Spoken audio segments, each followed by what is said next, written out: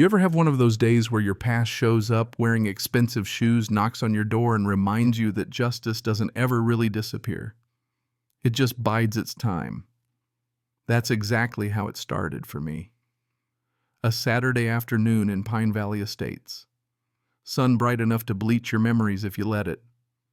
My hands deep in the engine of my '68 Mustang, the one thing that's ever made sense since my world flipped upside down a decade ago. I was just tightening bolts, letting the noise keep the ghosts at bay, when the past decided to walk right through my garage. Except this time it wore a college boy's smirk and a suit a little too sharp for someone his age. That was Devin Whitmore, though. Back then I didn't know his name, just the way he hovered circling my car like a vulture at a fresh kill. He was all fake friendliness and perfect posture, looking at me like he already owned everything he saw, and maybe he thought he did.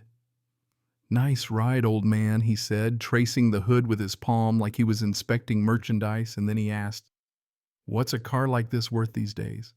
Now, a question like that can mean 1,000 things, but the way he said it, the way his eyes flickered, never really settling, told me he was probing for more than just market value. There was something familiar about the angle of his jaw, the icy confidence, and suddenly it hit me. I'd seen this before in a courtroom packed with desperate families and high-priced lawyers, except back then his family was the one grasping at hope while I sat above the bench, gavel in hand. You know what I mean? The kind of déjà vu that makes your bones ache. I kept my cool, wiped my hands on an old rag, and told him flat out not for sale. But Devin just smiled wider, that smug little twitch of entitlement. "See cars like this in a neighborhood like ours. They belong to the right kind of people."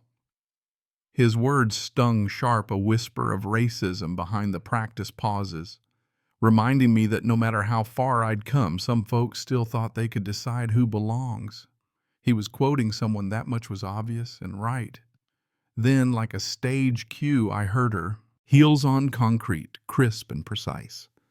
And in swept Karen Whitmore, HOA president, neighborhood queen, and the woman whose family once tried to rewrite the law for their own benefit. She glided out from behind a row of perfectly trimmed hedges, every inch rehearsed for maximum intimidation. She sized up my Mustang and sneered, "This old car doesn't really fit the image, does it, Mr. Jefferson?"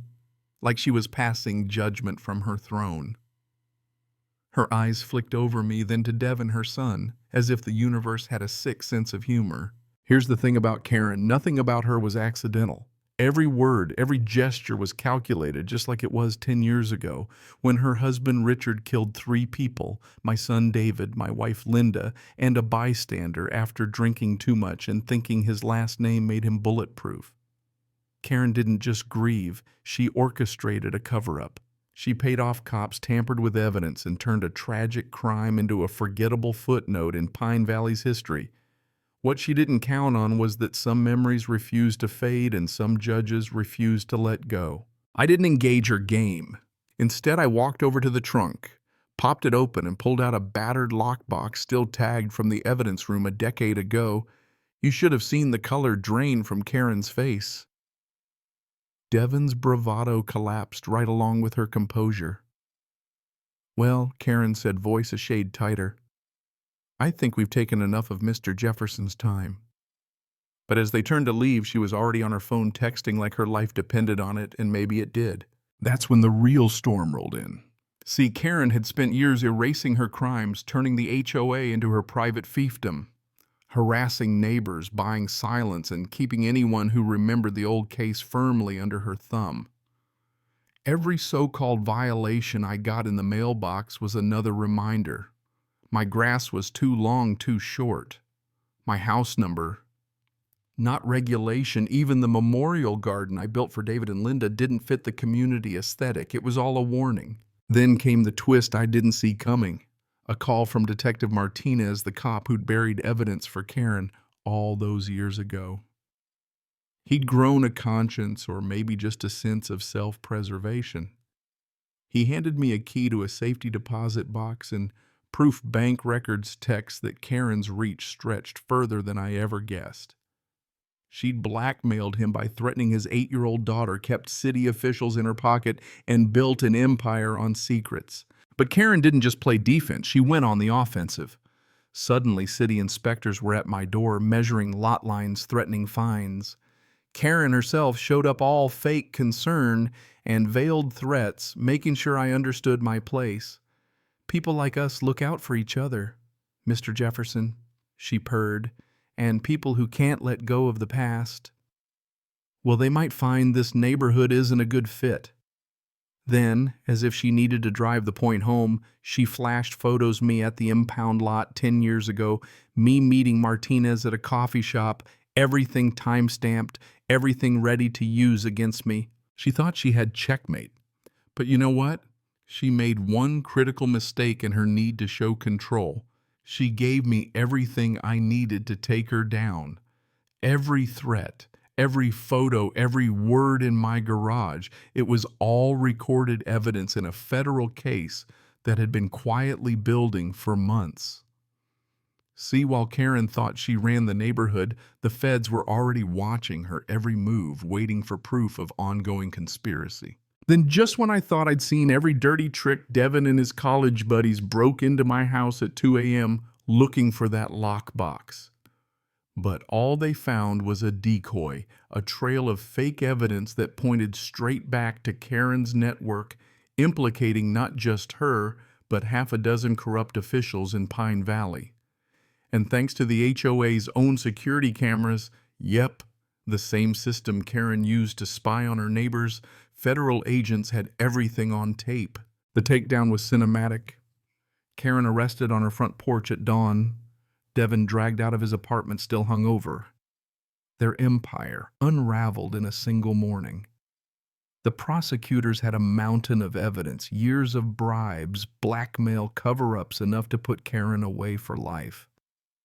But the real gut punch came in court watching Devin testify.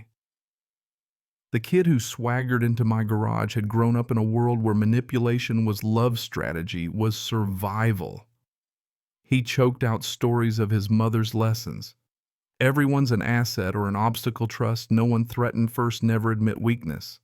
It was chilling. Karen tried to play the victim, claimed she was just protecting her family, but the truth poured out anyway. She'd built a machine, one that destroyed lives for her own comfort.